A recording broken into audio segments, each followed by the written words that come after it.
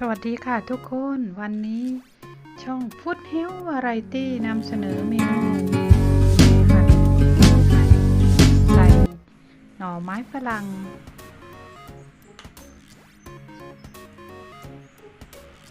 หน่อไม้ฝรั่ง1 กรัมแล้วก็แครอท1 หัวนำมาล้างให้สะอาด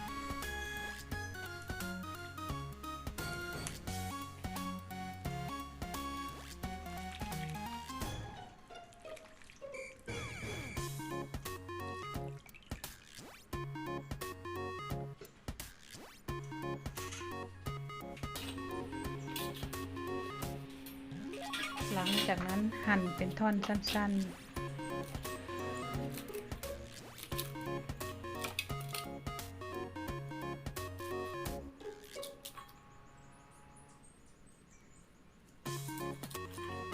เอาแต่ส่วนที่มันยังอ่อนอยู่ส่วนที่มันแก่ก็ทิ้งไป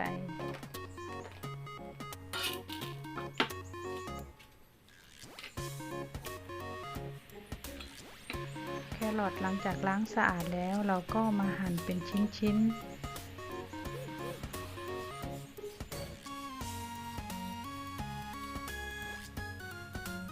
หรือจะใช้ตัวขูดเป็นเส้นๆก็ได้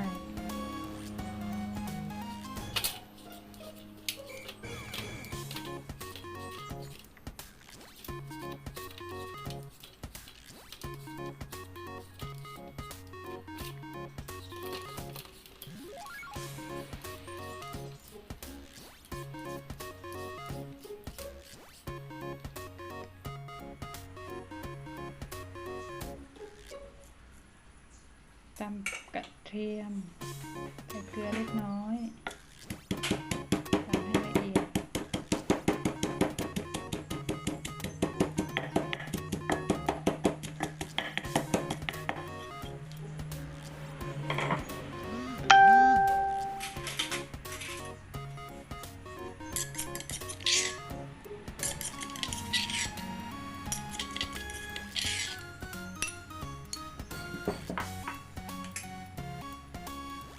นำกระทะตั้งไฟ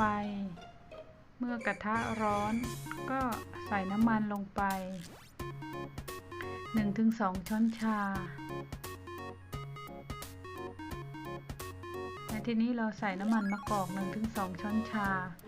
หลังจากน้ำมันร้อนเราก็ใส่กระเทียมลงไปคั่วให้มีกลิ่นหอมเหยาะเกลือเลือกน้อยเพื่อไม่ให้อาหารติดกระทะ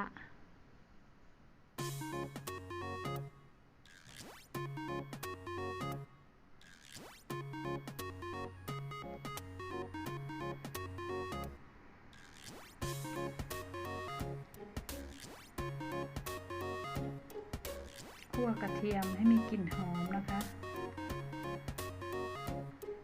น้ำมันกระเทียมออกมาถึงจะเกิดประโยชน์จากกระเทียม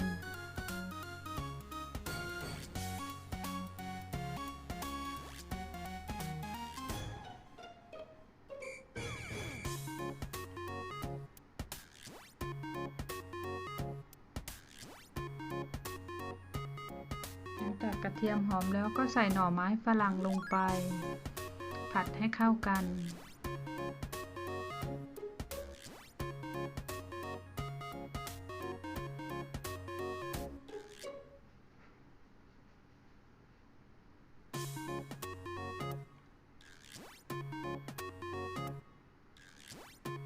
ก็ใส่แครอทที่ขูดไว้แล้วลงไปผัดให้เข้ากัน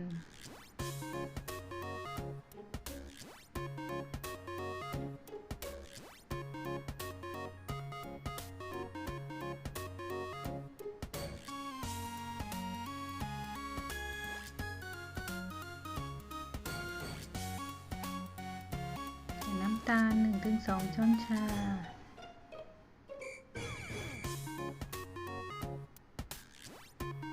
ซอสน้ำมันหอย 1-2 ช้อนชาคลุกเคล้าให้เข้ากัน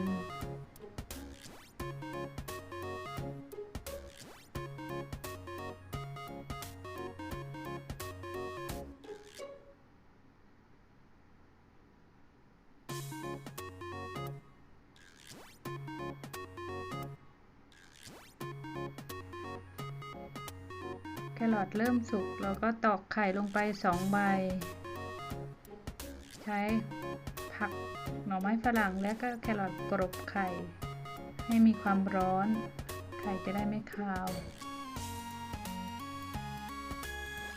หลังจากนั้นคลุกเคล้าให้เข้ากัน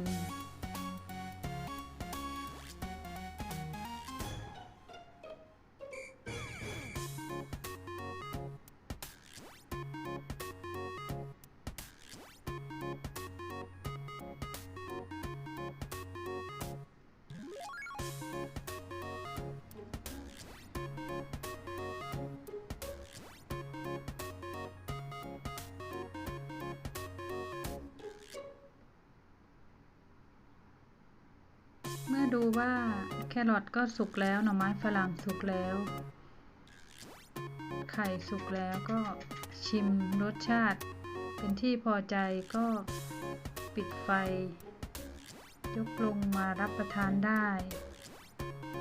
ขอบคุณที่ติดตามรับฟังรับชมช่อง Food Health Variety ฝากกดไลค์กดแชร์กดติดตามไว้เพื่อไม่พลาดคลิปดีๆในวันต่อไป